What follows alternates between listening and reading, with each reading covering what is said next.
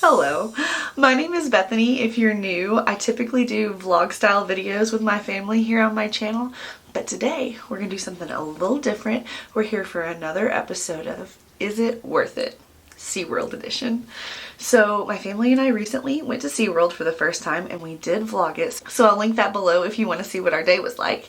But this video is all about breaking down the cost of what we paid for the trip versus the value and if I think it's worth it and what I wish I would have done instead so that you don't make the same mistakes that I did, and who I think might get the best value out of the different offerings that they have at Seaworld San Antonio.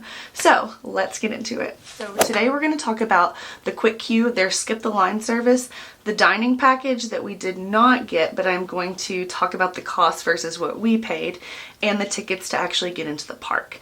Versus what a season pass would cost you. In addition to that, there are several different animal encounters that you can add on to get up close and personal with the animals.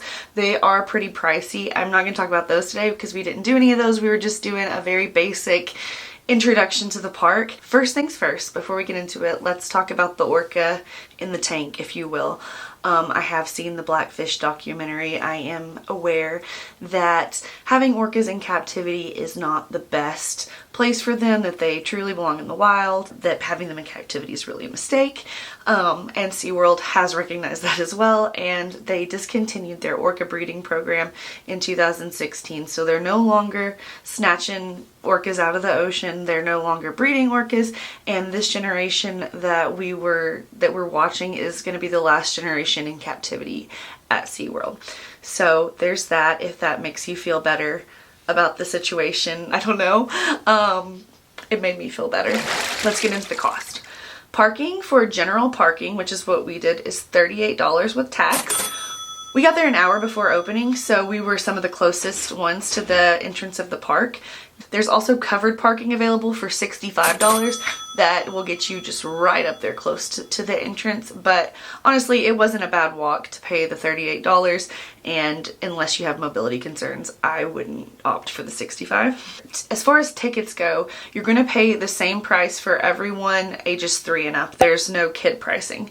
We paid $51.99 a ticket. There was an $18.99 service fee, I'm assuming for purchasing online. I did buy before we went, and then another $18.99 for tax, bringing us to a grand total of $245.68 for our tickets. That is for a single day, single park ticket just to go to the SeaWorld park, not Aquatica, which is also located right on the same property. You go through 2 different entries. You can get combo tickets and passes and all of that, but that's not what we had. So just for context, we went into the day thinking that we weren't going to use the skip the line service.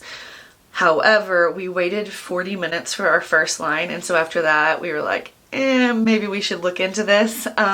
We ended up purchasing both the regular Quick Queue for the 4 of us, the one that's going to get you most of the rides, and then they also have a mini one. The total for the Quick Queue for the 4 of us to get the regular like big ride Quick Queue was $284. So that was more than the cost of our park ticket. Now with that, you are guaranteed reserved seating at any of the shows that you want to go to. You can also use the Quick Queue for any of the rides as many times as you want. There are a couple of the rides where you can only ride them once. Another thing that we bought, they had a mini Quick Queue, which we got for Belle because there were a lot of the rides that she was not tall enough to ride, and so we're like, okay, well, we'll get the mini Quick Queue so we can split up and she'll get to do skip the line on her stuff too. But it was not useful. There were very few things that took the mini Quick Queue, and we really just felt like that was something that we wish we wouldn't have bought. That was $61. So far with our Quick Queue, our parking, and our park tickets, that brings us to $630. So to recap, Quick Queue, do I think it's worth it? The mini for the little kids Quick Queue, absolutely not. Don't do it. The Quick Queue for the adults, maybe, asterisk, because the lines weren't too terribly bad. However, we did rapid fire, do a ton of rides, just boom, boom, boom, one after the other, and pretty much walked on everything except for Rio Loco, the river rapid ride, which don't do that ride. It was We were able to ride whatever we wanted to multiple times and see 3 shows. So if you're just going for like a one day, best day ever kind of thing, I think you might want to consider doing the Quick Queue, even though it is a really big expense and is going to double the cost of your day from just getting the park tickets. So it's something to consider. I wish that I would have bought a season pass. Being in Dallas, we're about 5-6 hours away from San Antonio. It's a trip that we could make multiple times with Bobby's job, that we could make it basically a free trip. So with us being that local, I wish that we would have gotten the passes, because when I was researching for this video to like compare like what would a pass be, there's a Memorial Day sale going on right now for $99 a pass. So that'll be running from May, it was early May, through January 2026 for $99 a person. And I actually did go ahead and add it to my cart just to make sure that there weren't any sneaky fees, and there were, just like when I bought mine. Current offer with tax, sneaky fees and everything, $469.27 versus $630 for what we paid. So already saving money. Parking is included in that pass. There are several discounts offered for Quick Queue and food and all different things, but parking is included, so that you can take that off when you're comparing side by side. And I have to imagine that as the year progresses, like even if you're watching this after the Memorial Day sale or later you're watching this another time, I have to assume that they do various sales like this as the season progresses to try to get people to come, because, you know, if we would have done it that way and we would have got the season pass, I wouldn't have got the Quick Queue. I would have spread it out over 2 or 3 visits and not been so worried about trying to bang out as many rides and shows as we could all in one day. But that would just have been a different day, a different way of doing the park. Okay, I wanted to give you a true total breakdown. So I'm going to tell you what we paid for food versus their dining plan, so that I can give you our full cost of the day and also tell you a little bit about their dining plan. You are not allowed to bring any outside food or drinks, which is a big bummer because we are big proponents of bringing our own snacks to theme parks and places where when we can. So no food or drink, outside food or drink. However, you can bring in an empty refillable water bottle.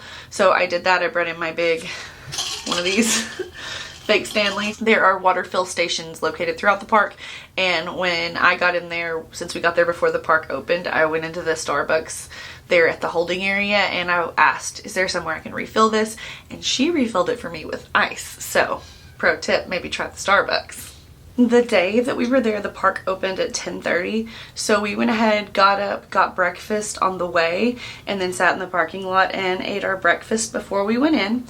We only ate one like actual meal while we were there that came with the entree, side, and soft drink. We did like one of those meals, like a sit down, and then we got a couple snacks. I don't have like an itemized everything that we got, but we went to the Smokehouse Grill and I got the brisket.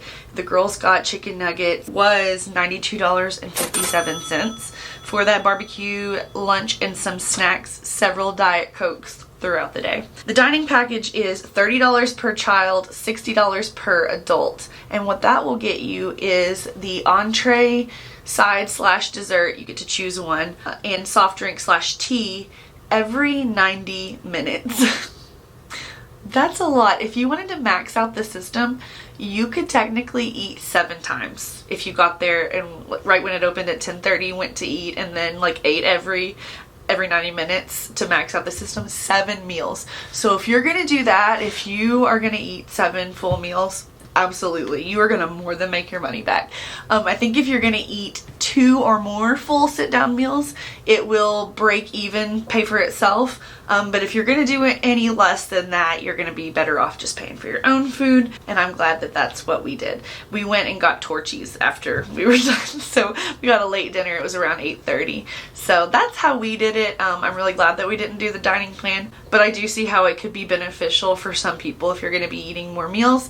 Another thing I think you could do to kind of hack the dining system is purchase like 1 adult and 1 kid from our family, like half it, and that way you're getting a full meal for everybody like every 3 hours. Does that make sense? Because you're getting an adult meal and a kid's meal for everybody to split every 1.5 hours, which translates to everybody gets their own meal every 3 hours. That might be a little bit too confusing and annoying when you're trying to enjoy your day and really maximize your time. That's another thing that we don't like to eat a lot in theme parks, is because we're trying to maximize our time while we're there. All that to say, do I think SeaWorld is worth it? The grand total of our day with parking, park tickets, quick queue mini, quick queue regular, and the food that we got, not the dining plan, $722.03. Do I think that was worth it for the experience?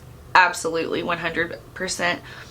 Maybe for the shows alone. I really liked the shows and seeing those animals up close and hearing all about the educational fun things. I love that. But the rides, I mean, it's an actual theme park. So I definitely think that it was worth it. I'm super glad that we went. However, I do wish that we would have done it the annual pass route. So if you are, you know, somewhat local to San Antonio, you're going to be able to go multiple times. I think that's the way to go. If it's just going to be your one time, you're just going to be there for one day, I think you should absolutely do it. Like, I think it's worth it. It's an expensive day, but it was a fun day. I don't think I mentioned either that the water park is included. The Aquatica is included with that $99 season pass. So, I mean, that's a really good deal. I really hope that this video was helpful for you as you're trying to figure out if SeaWorld might be something you or your family wants to check out. I think you should. I think it's worth it, and I hope you have fun. Let me know if you have any tips of how you do SeaWorld down below, because this is my first time going, and if you have tips of how to make the experience better, we'd love to hear about it. Thank you guys so much for watching, and I'll see you real soon. Bye!